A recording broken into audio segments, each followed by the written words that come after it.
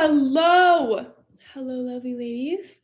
If you're new here, I'm Alexis. I'm a self love coach. I teach women how to love themselves unconditionally. I know we're in a different spot today, and I'm going to be so honest with you. I made a promise to myself that I was going to post every single Sunday, and I'm exhausted. I'm actually so tired. I just came back from church. The last thing I want to do is record a YouTube video, but because of the promise I made, I'm going to do it. I'm going to record it. I'm going to record this video regardless of how I feel. So I'm actually super excited. And I've never done it in my bed before. I don't know. I think this is like so cute and it's such a fun environment. Anyways, today's topic is feminine energy. Feminine energy isn't weak, it's regulated, grounded, and powerful. When you tap in, I'm just going to get a little comfy. Also, feel free to ask any questions in the comments to literally anything like that. So, I'm going to position this. Thank you for your patience with this video. When you tap into your feminine energy, you kind of disregard how the world is supposed to work. The world functions on a very logical standpoint. Our brains love to rationalize. Everything has to make sense to us. But feminine energy is the opposite. Feminine energy is tapping into your life force energy. All of us have life force energy, and I have a couple ways to describe life force energy. Look at the vibrational rate, the difference between an orange and a McDonald's French fry. The orange has life force energy. It's life. Okay. And another example that really helped me understand life force energy is there's those women who walk around and they're so magnetic. They're so confident. They're so full of love and light. And they're just radiant. Those people, like, you can't help but look at them. And then they're so lucky. They are constantly having these amazing experiences, constantly attracting these effortless opportunities. And it's because of that feminine energy. Now, a lot of us, because we're functioning in survival mode, we don't have the access to feminine energy, but it's inside every one of us.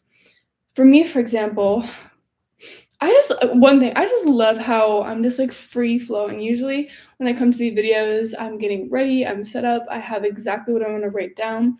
But for this video, I'm just like so open and so free. And I really like it. When I was younger, I was in survival mode a lot. And I was also mainly functioning from my masculine because of me being in survival mode. So I lived with a single mom, and seeing her like working so hard showed me that I needed to work super hard in life. And I'm not saying working hard is bad, but to the extent to which I only felt worthy if I was overproducing.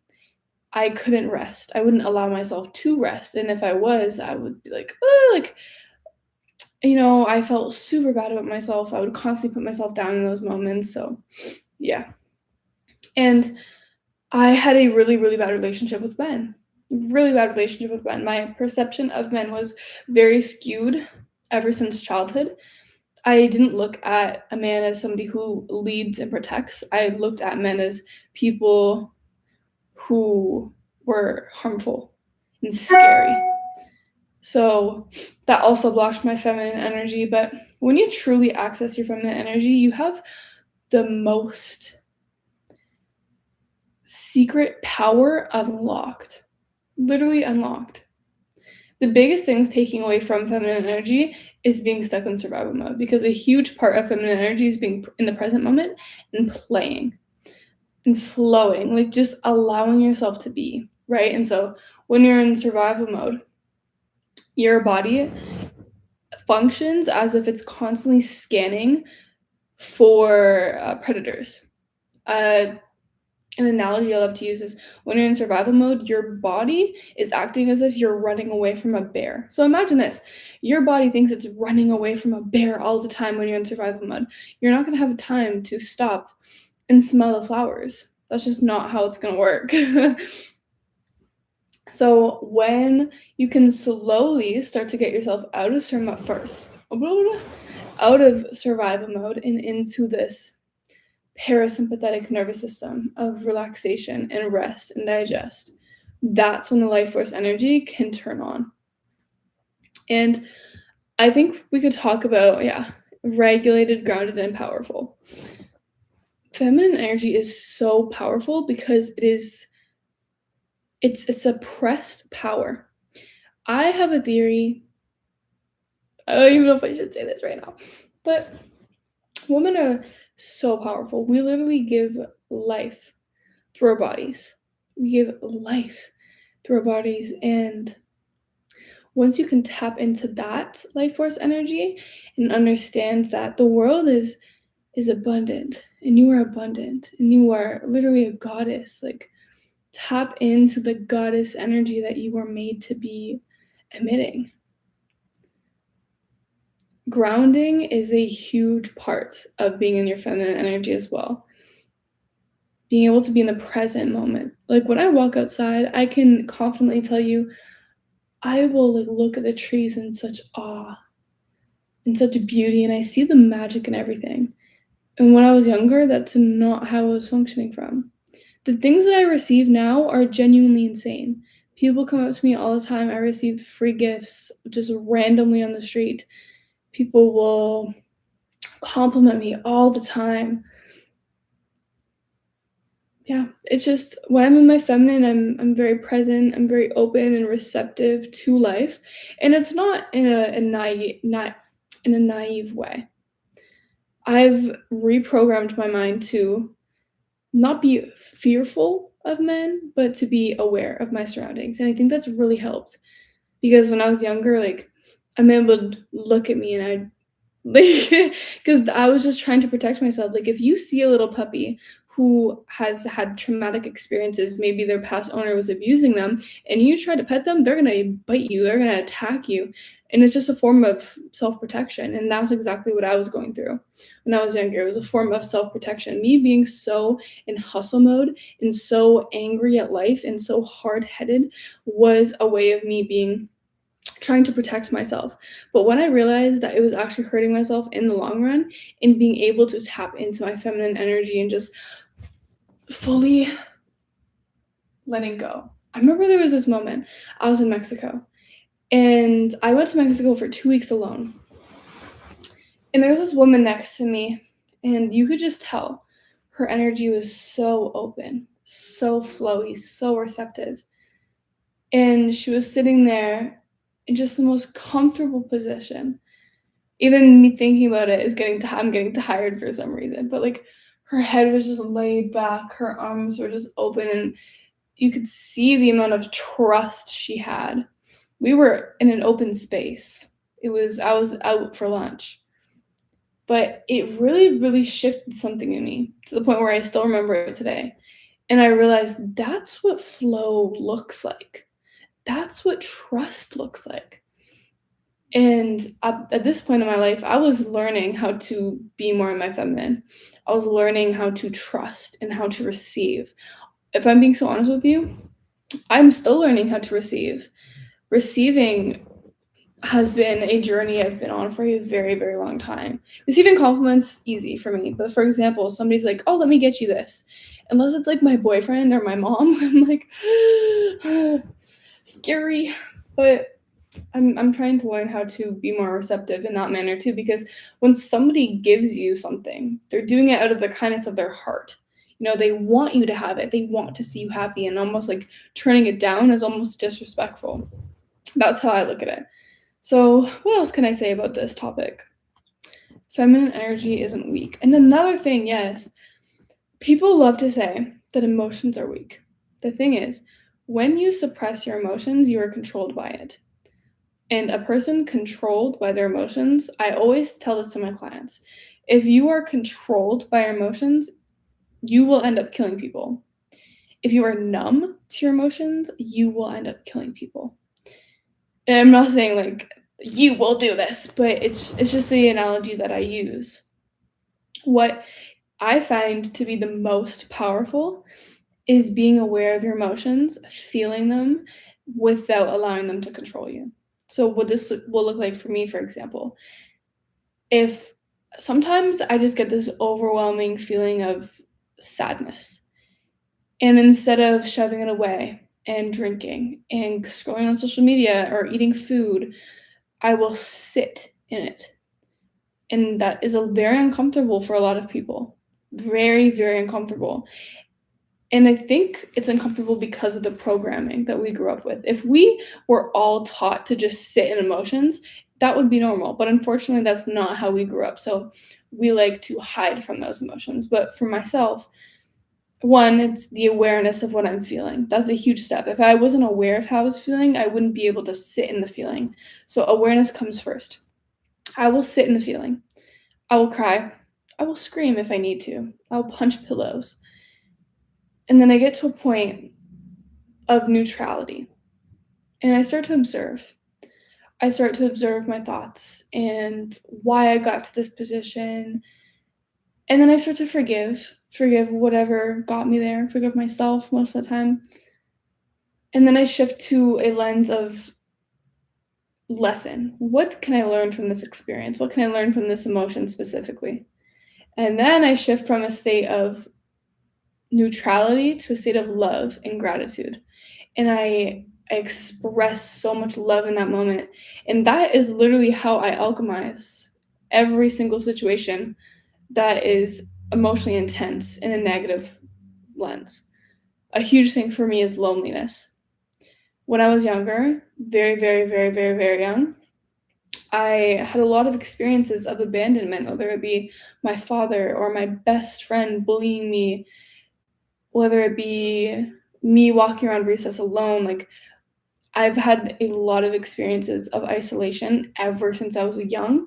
So it is a huge thing that I work with to this day, where a coping mechanism I have is pushing people away, and coping mechanism because it's actually self-sabotage, especially with growing my relationship with Jesus and God. I understand how why he sets this church up for people. It's for community. We need community. We need people. We need that connection. And so my inner work with this truly has been one thing I have on my calendar is one social interaction a week. And this is forces me to get out of my hiding spot, forces me to get out of my mode of isolation, like hermit mode. And it opens me up to community and possibilities, and I'm honestly loving it. I really like putting myself out there, and I feel like ever since I was younger, I've always felt a little different, and I know a lot of people say that, but truly, truly, I felt odd. And I think it's just the way my brain works is very different than a lot of people. I think obviously because the way I grew up really, really impacted the way I thought. And then I had a spiritual awakening when I was super young, and so that was just a whole other thing. I was just a weirdo to people. I remember talking about, like, multi-dimensional, like, I remember talking about tapping into different dimensions, and at this time, I didn't understand what the word quantum leaping was. So I would just try to explain to people, "No, like, you can access different parts of you right now." I just sounded like a lunatic, but it's true. And I was so woo-woo, so spiritual, so young, and I felt like I had nobody except my therapist. She was the only person who understood me. I remember being on the this more feels like a therapy session now, but I remember being on the phone with her, pacing back and forth in my room, just exploding with passion and curiosity about the things that I was experiencing, because I didn't know who else to tell. I had no clue. No one else understood. I would be meditating for 2 hours a day, experiencing what I call downloads of just insane information that I couldn't have gotten anywhere come down to me. Things like, "The sun is actually really healing for you, and they're covering it up. They're covering up the sun." I was like 12. How am I supposed to know? And now we know about chemtrails. I'm telling you, I've had a very, very interesting life experience. And I think growing up, I don't want this to turn into a therapy session. I also understand that me talking about my life can really impact other people if they're going through the same thing. So it's not like this isn't a therapy session. It's more so me explaining my life so you have the ability to feel comfortable with going through the process that you're going through. But I do want to go back into more feminine energy. Because we live in a society that really values logic and structure, when the opposing side of flow and intuition come into play, it shifts up the narrative for people. And that's why it's so powerful. A lot of people have in their mind what they expect the world to look like. Just for an example, say you're in school, you expect people to dress a certain way. You expect people to sit in class and raise their hand when they want to speak or go to the bathroom and kind of be polite.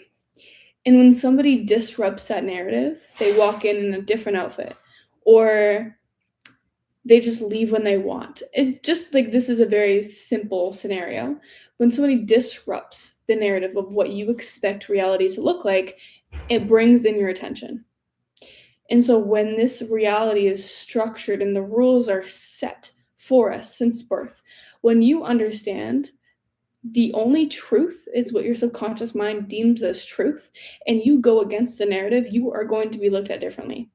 You are going to live a different life, and people aren't going to conceptualize the life that you live because it's just not in their programming.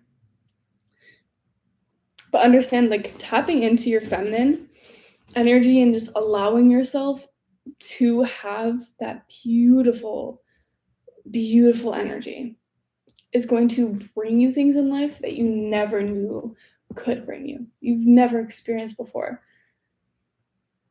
When I tell you, I have so many moments where I'm just in pure bliss.